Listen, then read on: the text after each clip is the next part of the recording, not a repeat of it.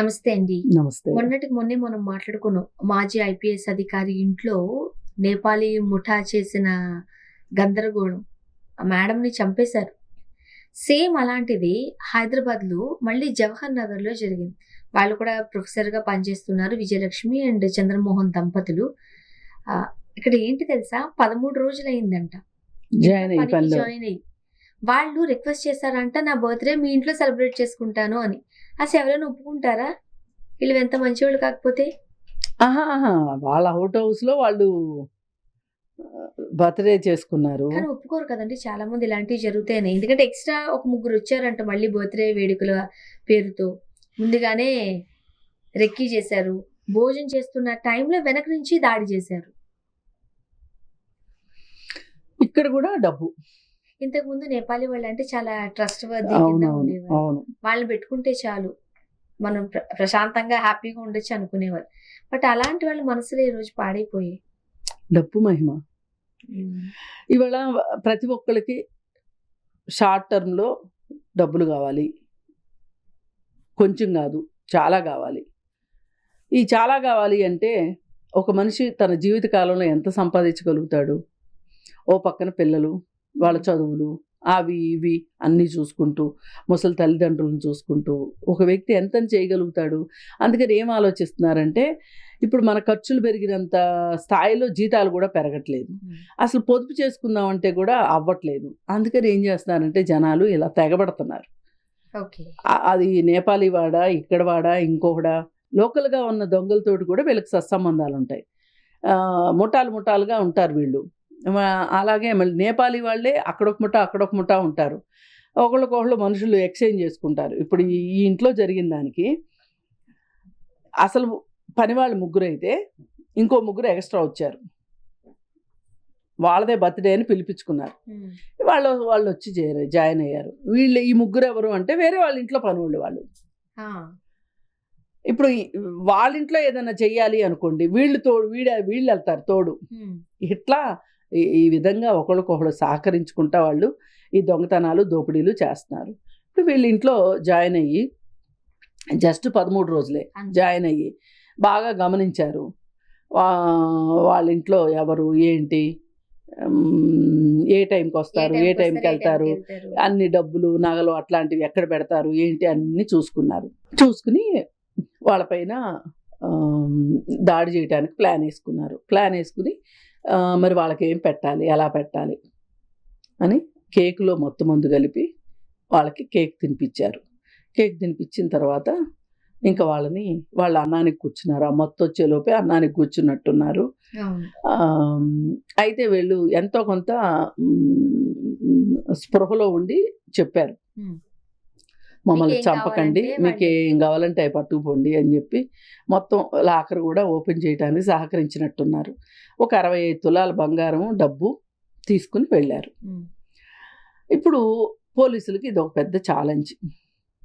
పైగా వాళ్ళేమి ఏదో నిర్జన ప్రదేశంలో, ఇప్పుడు కొన్ని కాలనీలు తయారయ్యేటప్పుడు 1-2 ఇళ్ళే ఉంటాయి. ఆ 2 ఇళ్ళ మీద దొంగలు దోపిడీలు చేస్తూ ఉంటారు. వీళ్ళు అట్లా కూడా కాదు, ఒక గేటెడ్ కమ్యూనిటీ ఇంట్లో ఉన్నారు. మరి అసలు గేటెడ్ కమ్యూనిటీ ఇంట్లో ఉంటే సెక్యూరిటీ ఉందనే భ్రమలో వీళ్ళు ఉన్నారు. గేటెడ్ కమ్యూనిటీలో సెక్యూరిటీ ఉంటుందనే కదా ఉన్నారు.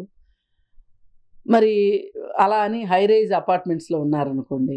ఆ మధ్య సనత్ నగర్ దగ్గర ఒక స్టీల్ వ్యాపారి ఇంట్లో గేటెడ్ కమ్యూనిటీ దాంట్లోనే ఒకళ్ళు వచ్చి ప్లంబర్ పని కోసం వచ్చి హత్య చేసి వెళ్ళాడు.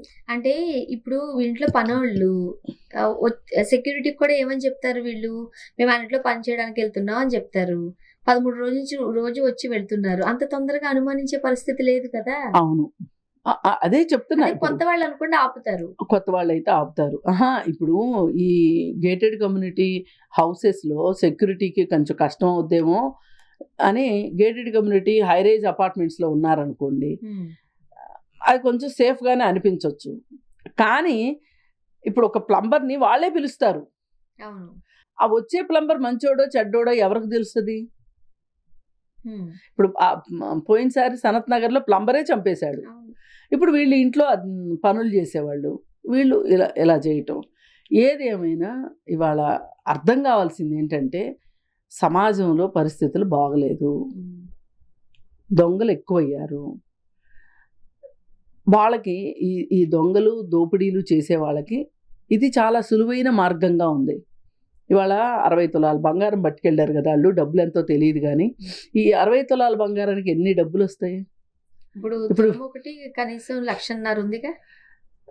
8 గ్రాములే 10 గ్రాములు 1,50,000, 1,60,000 ఉంది. 11 గ్రాములు 10 గ్రాములు తులం అంటే 65 తులాలంటే దాదాపు దగ్గర దగ్గర 60 లక్షలు. 60 లక్షలు అంటే 1,50,000 ఉంది కాబట్టి సుమారుగా ₹1,00,00,000. దగ్గర దగ్గర ₹1,00,00,000 బంగారం. మరి ₹1,00,00,000 బంగారాన్ని వాళ్ళు అసలు ఇంట్లో ఎందుకు పెట్టుకున్నారు అనేది కూడా ఆలోచించాలి. ఇప్పుడు బ్యాంక్ లాకర్లు ఉన్నాయి, బ్యాంక్ లాకర్లో పెట్టుకుంటే మనం ధైర్యంగా ఉండొచ్చు. కొంతమంది ఏం చేస్తున్నారంటే ఇప్పుడు గోడ్రేజ్ ఐరన్ సేఫ్లు ఉంటాయి కదా, అవి కొనుక్కొని ఇంట్లో పెట్టుకుంటున్నారు. పద్దాకా బ్యాంక్ వెళ్ళి ఏం వెళ్తాంలే అని.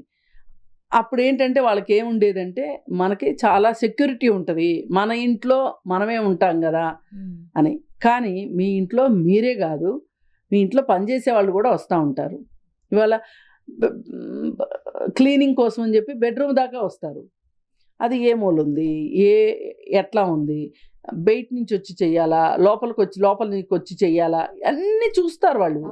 ఇప్పుడు వాళ్ళు పనిలోకి చేరిందే పని కోసం కాదు, రెక్కీ కోసం చేరినట్టు పనిలోకి. ఈ పరిస్థితుల్లో కనీసం వాళ్ళు అడిగారు మమ్మల్ని చంపొద్దు అని. నిజంగానే ఎక్కడో ఏదో ఒక మూల వాళ్ళకి అదృష్టం ఉందో, బతికుంటే బలసాగు తినొచ్చు అనుకుని ఉంటారు.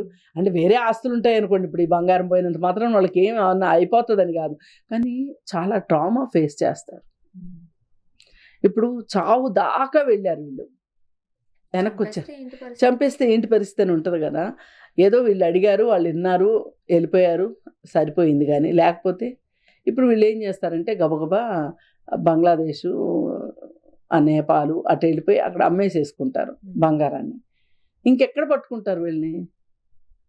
ఇప్పుడు మన హైదరాబాద్లో ఉంటేనే పట్టుకోలేని పరిస్థితి, ఇంక వేరే దేశాలు వెళ్ళిపోతే ఏం పట్టుకుని వస్తాము?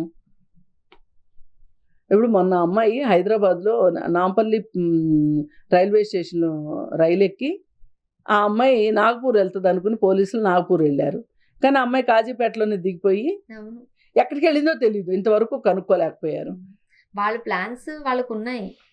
ఇప్పుడు వాళ్ళ హస్బెండ్ని పిలిపించి అడిగారు, అడిగితే వాళ్ళ హస్బెండ్ క్లియర్గా చెప్పాడు, ఆవిడకి నాకు సంబంధాలు లేవండి, నేను పేరుకే మొగుడిని అని చెప్పాడు అతను.